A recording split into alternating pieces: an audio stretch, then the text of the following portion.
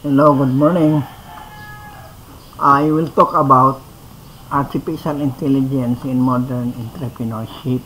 No, although it is not happening yet in its full capacity, pero I believe nga in the near future mag-artificial intelligence hit ang modern world. Now, ang atong topic karon is so may role sa AI in modern entrepreneurship. Kanaklarong ko na pag-ayo sa inyo ha. Kay, possibly this is my siguro second to the last topic. Wala na lang tayo discussion. Number one, gidaan yun sa AI. It will, one ability gid sa AI, one ability of AI or advantage of artificial intelligence is to analyze vast amount of data quickly and accurately. Therefore, entrepreneurs can use AI-powered tools to assess market trends. For example, pag-analyze sa consumer preferences o pag-analyze sa competitive landscape sa negosyo, no? AI can help actually, no, entrepreneurs in two ways. Kanang gitawag na to og predictive analytics. Unsa man ang predictive analytics? Kining predictive analytics, this will help entrepreneurs forecast demand and supply, no? Dayon mag-optimize og prices kay nahibaw-an naman sa machines or computer language ang cost of production, automatic ang pag-optimize sa prices. Kung familiar mo, kung nanunod mo ang linear programming na to sa atong quantity,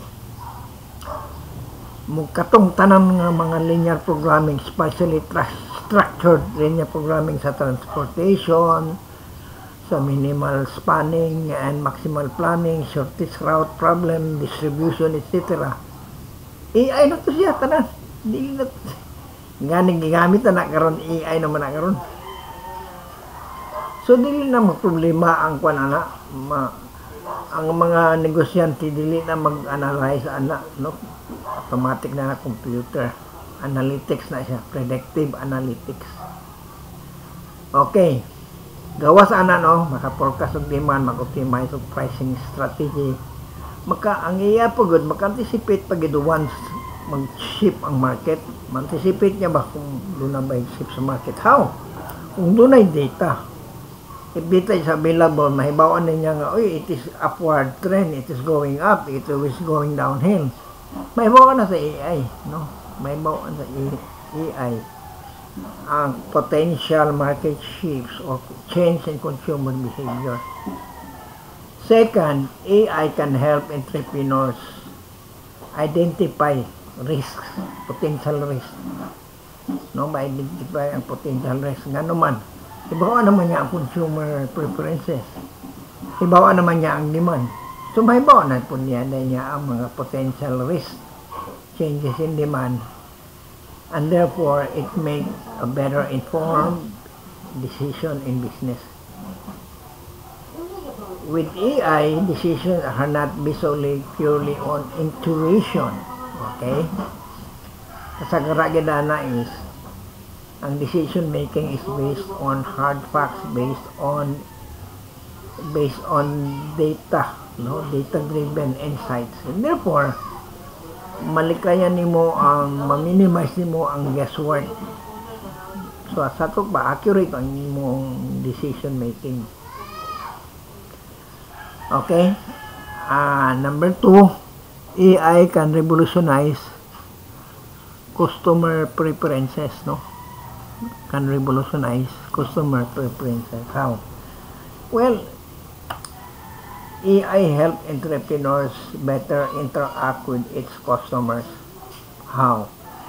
There are, siguro kinang gitawag ni mong personalized offerings. Nga naman ang AI mag-analyze sa customer behavior, dayon maghimo sa produkto nga tailor gid sa unsay gi-recommend sa iyang mga customer. So it will improve satisfaction and it will encourage and promote brand loyalty, no?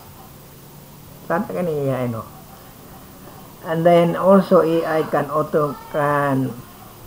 help entrepreneurs create chatbots, mahimong mga chat bitaw room na in 24/7 ang entrepreneur maka-provide og customer support, no, ug maka-handle og mga questions or queries efficiently, and therefore it will freeze up the entrepreneurs of the complex tasks in distribution and marketing. So magamay ang yung galastuhan in terms of human resources, kay AI naman tanan ang mag-take care ana. It will also enhance marketing tools. For example, maghimog content, mag-create of content. Apil lang na advertising, allowing entrepreneurs to engage the right customer at the right time. So, in other words, it will help create a deeper connection with customers and therefore improve competitive edge in what used to be a crowded market. So, extremely karon crowded market mangayo because of oligopoly. Na dili na siya basunan na AI nga naman. Pwede naman ang kada entrepreneur dunay deeper connection sa iyang mga consumers. Dayon, it makes pricing and product decision a lot easy. Dili na complicated ang pag-decide sa customer. And third is streamlining operations. No, ma-streamline ang operations sa company. Okay. AI help entrepreneurs optimize internal operations. Okay. In 3 ways. Number 1, kanang tawag yung automatic repetitive tasks. Second, optimize supply chains. And it will also help entrepreneurs improve hiring. No, mag-hire siya og trabaho or labor. Unsa man yung mga repetitive tasks sa mga negosyo, kay ang mga repetitive tasks is kanang inventory management, di ba? Mag-entry og data points, mag-prepare og cash invoice, mag-prepare og accounting statements, asset and liabilities. Kani siya mga repetitive man siya, no? Same time na ang entrepreneur sana ang ano man this will be taken care of by the AI. Unya accurate pagit kayo kay gibasihan man sa unsay data entry. Therefore, at same time, it also reduces errors. And because of this, sayon na kayo ang pag-manage ng supply chain. No? Sayon ang pag-communicate sa distributors, sa dealer, o dito sa ultimate consumers. Dayon, dali ra kayo sa AI ang pag-hire kung kinsa ang qualified candidate for the job. Okay? Dayon kasagara interview karon sagara mo madunggan ang mga bata nag-interview ho nang AI naman. Usay na tao pero usually ang mga questions na nagikan sa AI.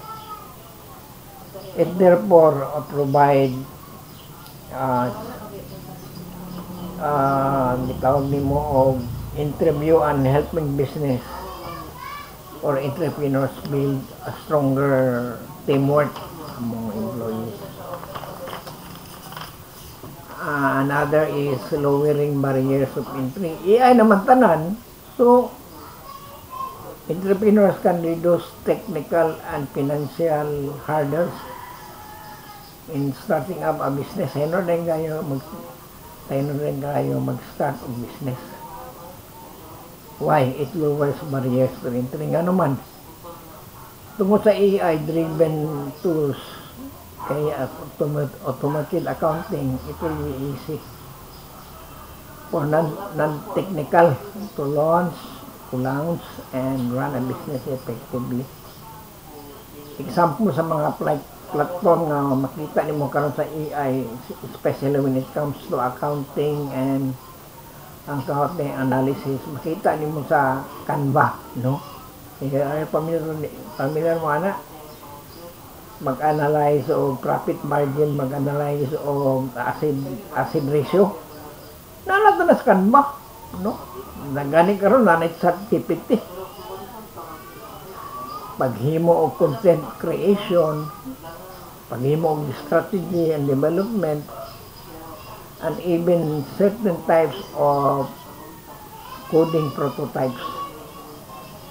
In other words, with AI, it will help empower entrepreneurs to launch a business with fewer resources, making innovation accessible to a broader range of people. Dayon, lastly, AI fosters innovation, no? It will foster innovation. Ano man? Well, AI, remember, at this point at this juncture, no? AI is the breeding ground for innovation. Ano mo yan siya?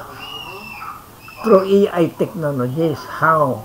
Well, kanang pag-develop sa AI-based products like sa mga product, AI-based products. Usually, kung mag-order ang customer, dito na sila mutanaw sa virtual, no? Dito mutanaw sa computer, makita dito ang produkto. Dayon, itulo na nila ang sa paggamit sa produkto. So, doon na gitawag na mo virtual tutoring. This applies to healthcare, education, and even in engineering, no? Kanang mga training. Dayon, ang nakapait lang kung ang mga firm or companies are still traditional, no? Ang AI is faster, smarter, and more cost effective. So dili pwede ang mga companies na magpabiling silang traditional kay nganuman. Well, they cannot take advantage of a faster production, smarter production, and cost-effective solutions to problem. So here, what are the possible jobs nga I think this is very important. Unsa nga mga jobs nga dili ma-replace sa AI? Siguro ang di gid ma-replace sa AI kana bitaw na ay mga jobs nang kinahanglan og empathy, no? Stronger empathy, kinahanglan og creativity ng mga jobs, kinahanglan sila problem solving and physical dexterity.